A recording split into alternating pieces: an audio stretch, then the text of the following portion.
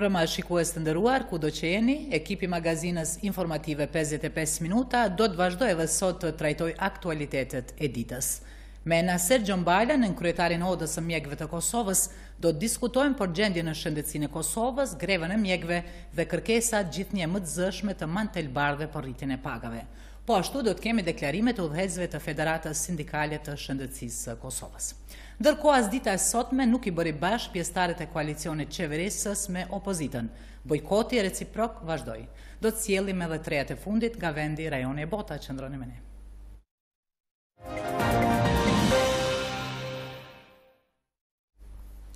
Presidenti Hashim Thaçi ka mbajtur në kuvent fjalimin e fundvitit, por atë e dëgjuan vetëm deputetët e koalicionit qeverisës.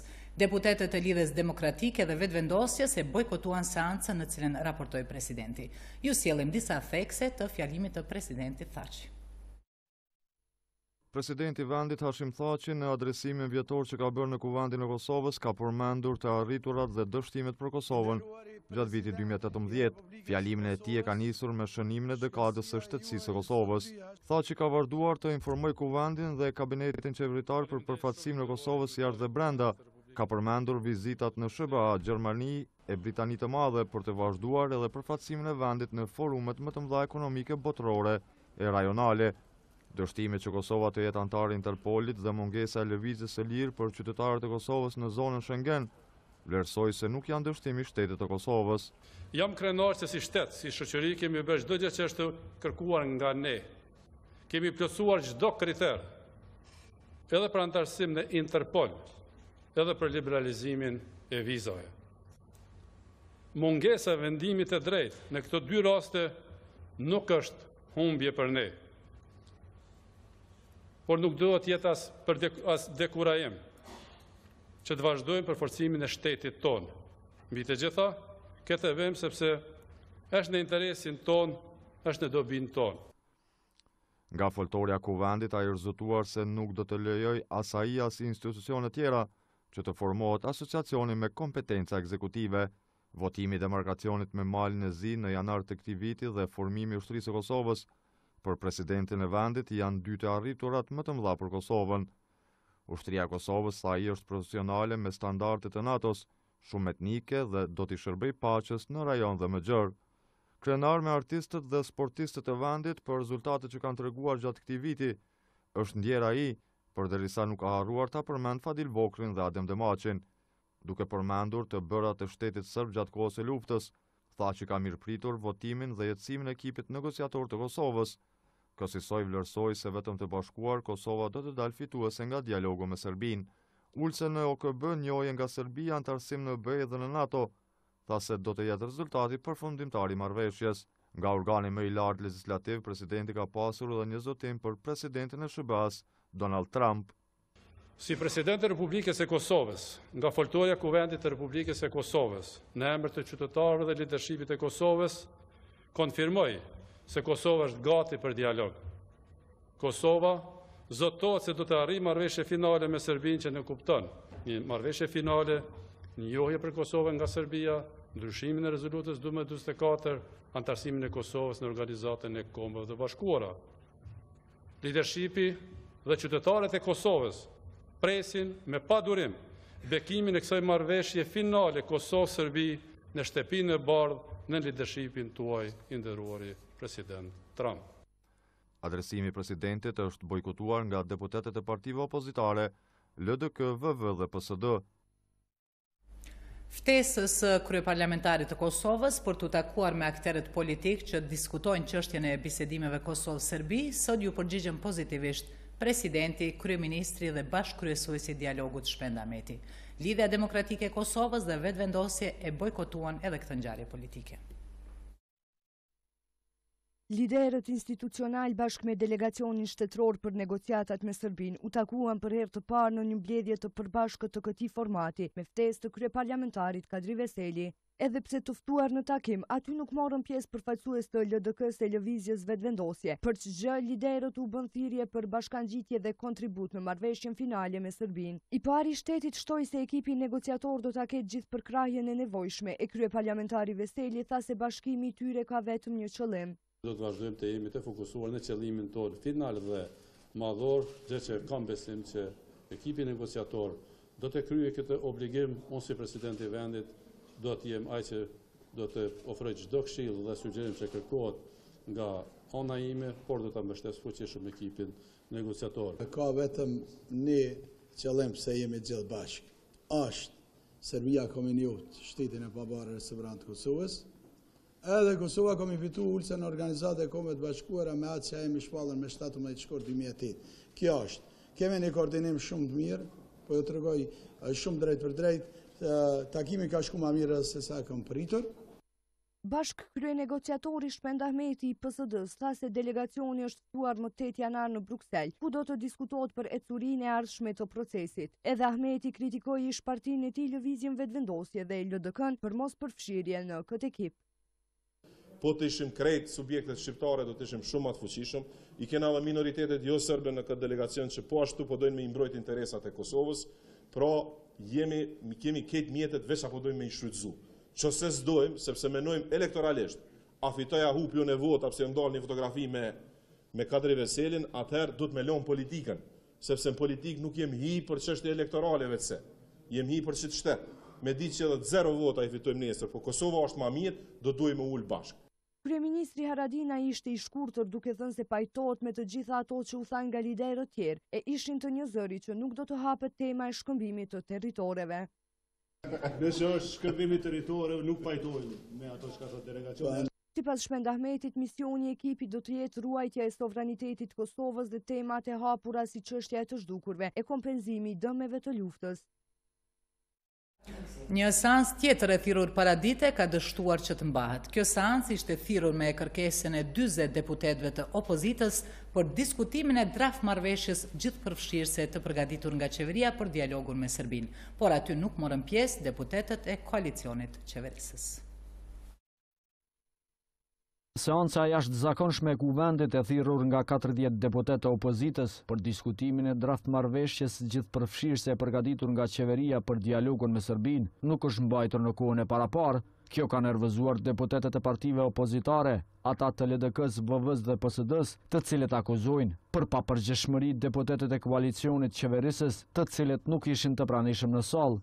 Shefi i grupit parlamentar të LDK-s Abdullahuti ka vlerësuar se deputetët e opozitës kanë treguar papërgjeshmëri, duke marrë parasysh se diskutimi i draftmarrëveshjes për dialogun është një çështje me shumë rëndësi. Është një dokument draft marrëveshjes gjithëpërfshirëse që është dorëzuar partive politike, ambasadorëve të vendeve të BE-s, që është dashur të diskutohet këtu në kuvend për dhënë qëndrimet e deputetëve dhe të dy grupeve kryesore opozitare. Vlerësojmë që kjo është papërgjegjësi e madhe. Eglauk Konjufca, shefi grupit parlamentar të VV-s, konsideron se marrëveshja për dialogun e proceduar nga qeveria ka një sër defektesh e për të cilat domosdoshmërisht është dashur të diskutohet. Kemi kërku që të shqyrtohet ky dokument i 30 faqesh në formë të marrëveshjes gjithëpërfshirëse që është shujt nga qeveria. Për neve ka qenë kjo jetike për shkak që kjo marrëveshje përmban shumë defekte, duke filluar për defekte procedurale deri te ato përmbajtësore. Edhe shefi grupit parlamentar të PSD-s Dardan Sejdiu e ka vlerësuar si situatë të çuditshme bojkotin e deputetëve të koalicionit qeverisës.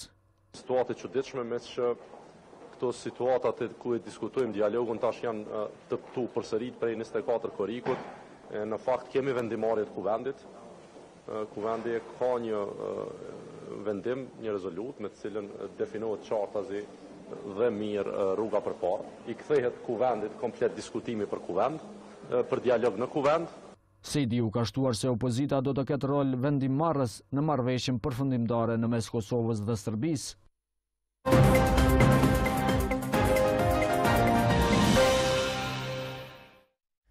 Sonte në studio kemi ftuar në kryetarin e Odës së Mjekëve të Kosovës, zotërin Sergjon Balaj, me cilin do të bashkëbisedojmë për problemet e shumta në sektorin e shëndetësisë dhe relevancën që kanë problemet në zhvillimet e fundit në Kosovë. Siç jeni njoftuar gjatë ditës, sot në gjitha institucionet shëndetësore të Kosovës, mantelbardhët janë hedhur në grevë 48 orëshe. Ndërkohë që sindikalistët po paralajmërojnë greva të përgjithshme në shëndetësi nga fillimi i javës së ardhshme. Zoti Gjombalaj, mirëmbrëma dhe mirëserdhët. Mirëmbrëma, mirësëgjeta. Mjekët kërkojnë rritje të pagave, përmirësim të kushteve, kontratën kolektive, kanë mbështetjen. Dhe ofrim shërbimeve sa më cilësore në të njëjtën kohë. E kanë mbështetjen e odës E kanë mbështetjen e odës së mjekëve të Kosovës. Mendoni që janë reale kërkesat? Janë kërkesa reale dhe legjitime. Para se të vazhdojmë bisedën, ndalemi te këto çështje, ju ftojmë të ndjekim një intervistë të zhvilluar nga kolegu Arben Rashiti me përfaqësues të sindikatës të Federatës Sindikale të Shëndetësisë. Greva më të tjeshme, ju siç e dini me 20 dhjetor ne kemi marrë një këshill drejtues ku ka qenë prezant edhe ministri. Pas një greve paralajmëruese e kemi marrë këtë greve 24 orë sot. Kam prit që brenda ditës do të reflektoj edhe qeveria apo dikush nga kabineti qeveritar apo kryeministri apo kryeparlamentari, për fat të keq deri në këto orë nuk ka reflektuar askush. Dhe kemi pasur rrugës që bazuar në ligjin mbi organizimin sindikal dhe të gjitha ligjet aktuale ta mbledhim kryesin urgjent. Urgjent është mbledhur në ora 5:30 dhe pasi prap nuk kemi pas ende asnjë komunikim apo një qoftë një sinjal pozitiv nga ana e qeverisë, kemi marrë vendim që greva të shtyhet, greva 24 orëshe të shtyhet edhe për 2 ditë tjera, domethënë për nesër dhe masnes, që vjen të bëhet 72 orë. Njëjtë do të vazhdon, vetëm emergjenca do të punon, ndërsa lajmi edhe më i keq që të fatkeqësisht nuk isha dashur me dhon, or se neve do të pauzojmë vetëm ditë të festës, për një që në festat e fundvitit, viti i ri, ndërsa me datën 3 neve futemi në grevë të përgjithshme, të vazhdueshme pa limit deri në implementimin e kërkesave të punëtorëve shëndetësor. Zoti Gjëmbala, na shpjegoni çka po ndodh në shëndetësi. Gjithë to greva, kush po? Greva ka si rezultat i mos të kalimit në leximin e dytë të ligjit të pagave, i cili është ligj i cili e bën nivelizimin, duhet të cekin që bën nivelizimin dhe jo rritje të pagave. Pavarësisht se në këtë nivelizim mjeku e merr të paktën një merit optimale, jo meritore, po optimale me ligjin e pagave. Dhe kjo ka si rezultat i diskutimit që nga fillim viti për ligjin e pagave. Është menduar që do kalojnë në mes të vitit ose në pjesën e dytë të 6 mujorit të dytë, por nuk ka kaluar, domethënë akoma ka kaluar vetëm leximin e parë, ndërsa leximi i dytë nuk e dim a do kaloj apo jo. Domethënë është si pasojë e kësaj greva momentale. Do thotë gjendja është e tillë që do të hyet greva të përgjithshme sipas paralajmërimeve? Sipas paralajmërimeve, sapo e tha kryetari i Federatës Sindikale të Shëndetësisë së Kosovës, që greva ishte 24 orëshe ca ditë në javën e kaluar, 24 orë ishte sot, që po mbyllet. 48 orë tani, po. Edhe 48 orë që i bie grevë 72 orëshe, paralajmërimi sipas federatës, domethënë do vazhdoj edhe pas ndërimit të mëtmoteve. Vazhdojmë tutje me shërbimet sa janë cilësore në shëndetësi. Ashtu sa kemi investuar të gjithë. Gjithë to kërkesa. Ashtu sa kemi investuar të gjithë shoqëria në shëndetësi. Atë janë cilësore. Sa është investuar? Barometri shumë i keq është. Nuk arrijmë që të ofrojmë shërbime cilësore sepse nuk ka kushte pune dhe mungesave të vazhdueshme. Jemi edhe në një problem tjetër që jemi duke i reflektuar ikjes së mjekëve në perëndim, e cila është edhe kjo një kauzë tjetër që lidhet me gjithë interesimin e politikës në shëndetësi. Kjo është një temë mjaft shqetësuese që kemi diskutuar disa herë ne në magazin. Ju keni statistika të sakta? Kemi statistika të sakta. Për këtë vit, gjithmonë për këtë vit, flasim për këtë vit. Vetëm këtë vit ka nikur mbi 105 mjek në botën e jashtme, të cilët nuk është vetëm paga, po kërkojnë kushte pune për ofrim shërbimeve. Gjatë këtij viti? Gjatë këtij viti, po. Gjatë këtij viti. Gjithnjë domethënë nga më saktë, jo plotësisht gjatë këtij viti, po nga fundi i shkurtit deri me sot që po flasin janë 105 mjek që kanë ikur. Ku janë kërkesat më të mëdha, ju japni lejet? Ne japim vetëm certifikatën e sjelljes mirë që nuk e kanë shkel kodin e etikës mjekësore dhe kërkesa më e madhe është Gjermania. Nga cila pjesë, cili profili mjekëve? Fatkeqësisht është mosha më vitale, janë gjithë pothuajse gjithë specializant ose sapo përfundoi fakultetin. Cilat profile më shumë? Specializant. Nuk ka specifika cilat profili, sepse është në studi ka filluar specializimin ose edhe do vazhdoj specializimin aty ose do sistemohet në profilin që veç e ka filluar këtu. Domethënë ikin pse dojnë paga kushte më të mira apo ikin edhe pse nuk kanë filluar ende punën, pse nuk gjejnë punë. Ka edhe nga ata që ikin edhe se s'kan gjetur punë. Momentalisht në Kosovë sipas statistikave tona janë 300 mjek të papunë. Kompetencë juaj është edhe edukimi i vazhdueshëm profesional. Sa po bëhet në këtë? këtë vit që kemi filluar legjislaturën e dytë të odës së mjekëve, kemi filluar dhe ka rritur jo në nivelet të kënaqshme, për arsye të procedurave, sepse nuk i njohim edhe procedurat se si mund të përfitojmë. Megjithatë, kemi bërë mjaft dhe me mbështetje edhe të shoqatave profesionale, po edhe në mënyrë vetanake të mjekëve për edukim të vazhdueshëm profesional. Kryesisht është për edukimi vetanak është në perëndim ose jashtë Kosovë, ndërsa për shoqatat profesionale janë konferencat që mbahen brenda Kosovës. Sa keni bashkëpunim me ministrinë, sa ofron në këtë? Bashkëpunimi me ministrinë që në fillim të legjislaturës ka qenë transferimi i kompetencave sipas ligjit, të cilat janë transferuar kompetenca e mbikëqyrëse etiko-profesionale, kompetencë licencimi dhe rilicencimi i mjekëve është transferuar. Jemi në shqyrtim, domethënë në përfundim e kemi përfunduar domethënë planin e transferimit të specializimeve, sepse edhe specializimet janë nën kompetencën e odave profesionale, në këtë rast odës mjekëve, që e bën mbikëqyrjen e specializimeve, nga fillimi deri në përfundim të provimit specialistik. Tani kompetencia juaja është edhe mbikëqyrja etiko-profesionale. Si jeni në këtë aspekt? Kemi filluar, ka ankesa ndaj stafit, kemi filluar, kemi marrë edhe masa, domethënë kemi edhe masa edhe ndaj kolegëve, por jo të gjitha janë të mbështetura shpeshherë edhe nga pacientët. Sa lëndë janë trajtuar? Janë trajtuar mbi 15 lëndë. Që vinë për stafin mjekësor? Për stafin mjekësor, por janë edhe lëndë të vjetra, duhet kemi parasysh janë edhe lëndë të vjetra. Nuk janë vetëm për këtë vit. Më thonë për këtë vit kemi lëndë mbi 20 që janë në shqyrtim, një lëndë është e përfunduar në të gjitha shkallat, sepse shkalla e parë që është kodi etikës, këshilli etikës dhe gjyqënderi që është shkalla 2, domethënë kemi një lëndë që është e përfunduar dhe 2 lëndë janë në përfundim e sipër. Po. Brenda vitit ju keni lëshuar mbi 500 licenca të reja, kuptohet. Por keni ngritur dyshime edhe për mjek që mund të jenë pa licenca, duke punuar? Realisht po. Brenda vitit janë lëshuar mbi 500 licenca dhe rilicencime. Kjo është si pasojë e një databaze që ka munguar në Ministrinë e Shëndetësisë më herët. Nuk e kemi atë databazë dhe ne po dyshojmë që sipas statistikave që kanë marrë pjesë në zgjedhjet e fundit të odës së mjekëve, janë diku rreth mbi 300 mjekë që janë të pa antarësuar në odë. Domethënë këtu është një shkelje e dyfishtë, domethënë nuk mund të ofrohet shërbime shëndetësore pa qenë antar i odës. Pastaj vjen edhe licencimi. Mund të jenë edhe licenca që ka lëshuar Ministria e Shëndetësisë, por nuk i kemi antar dhe ne nuk e dimë që janë.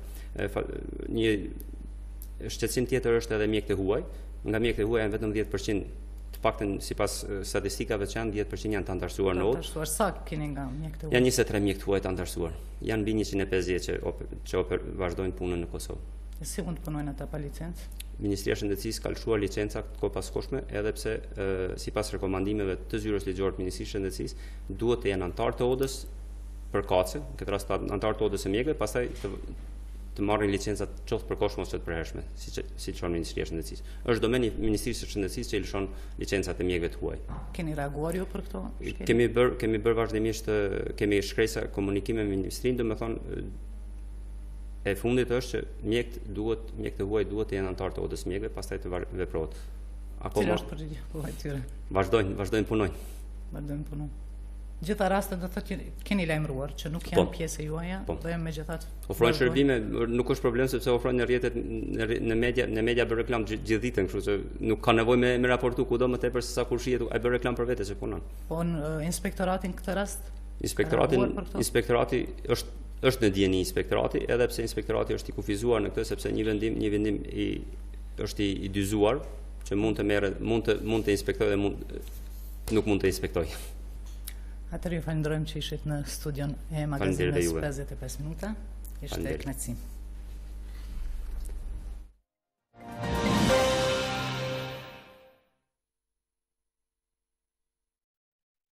Një grev tjetër e ka paralajmëruar edhe Sindikata e Bashkuar e Arsimit. Ata thonë se nesër do të mbajnë një grev një orëshe për shkak të paralajmërimit se nuk mund të votohet në kuvent projekt ligji për pagat së bashku me projekt ligjin e buxhetit 2019. Drejtuesit e kësaj sindikate po konsiderojnë se me këtë projekt ligj janë të injoruar krahasuar me sektor të tjerë. Rreth paralajmërimit të së bashkut ka reaguar Ministria e Arsimit. Sindikata e Bashkuar e Arsimit ka paralajmëruar grev një orëshe për nesër, për shkak të paralajmërimit se mund të votohet në kuvent projekt ligji për pagat së bashku me projekt ligjin e buxhetit 2019. Drejtuesit e kësaj sindikate kanë thënë se me këtë projekt ligj janë të injoruar krahasuar me sektor të tjerë. Nëse nuk plotësohen kërkesat edhe pas kësaj greve, së bashku paralajmëron grev me afat të pacaktuar nga 14 janari në të gjitha shkollat e Kosovës. Një mësimdhënës bie fjala të ketë koeficientin 2 ose shprehur në para 478 euro, e vozitësi një udhëhecit shtetit 2.2 ose 525 euro, atëherë, nëse nuk bëhet ky përmirësim i këtij projekt ligji të keq dhe degradues, me 14 janar 2019 do të filloj greva e përgjithshme e në kohë të pacaktuar në qerdhe, në të gjitha shkollat e Kosovës dhe në universitetet e Kosovës. E Ministri i Arsimit ka reaguar në medje rreth paralajmërimit të së bashkut. Ministri Shoqëri Bytyqi ka thënë se ka pasur marrëveshje me së bashkun për krijimin e një grupi punues lidhur me ndryshimet se duhet të ndodhin në projekt ligjin për pagat. Bytyqi ka thënë se në asnjë mënyrë nuk duhet të dëmtohet procesi mësimor dhe e nxënësit, derisa ka sqaruar se vendimi për rritjen e pagave në sektorin e arsimit ka një ndikim shumë të madh buxhetor. Ai megjithatë është pajtuar se koeficienti të cilin e kanë mësimdhënësit në projekt ligjin për pagat nuk është i denjë për ta. Kërkesa e së bashkut është në përputhje të plotë me kërkesën tonë. Edhe ne kur e kemi dërguar kërkesën zyrtarisht në Ministrinë e Administratës, e kemi dërguar pothuajse në të njëjtat koeficiente, me shumë pak ndryshime. Kemi marrë përgjigje që është e pamundur brenda buxhetit të Kosovës, ka deklaruar ndër të tjera Bytyqi për medje. Por disa minuta ishin mbyllur sot me dryje dhe dyert e rektoratit të Universitetit u Kshin Hoti në Prizren. Disa student që po kundërshtojnë emërimin e profesor Ismet Temajt në postin e ushtruesit të detyrës së këtij universiteti, paralajmërojnë edhe grevurie. Vetë Ismet Temajt thotë se nuk ka mgull ta ketë këtë post, por se e ka fituar me votë. Këta student ditë më parë protestuan edhe për përmirësimin e kushteve dhe distancimin e politikës nga universiteti.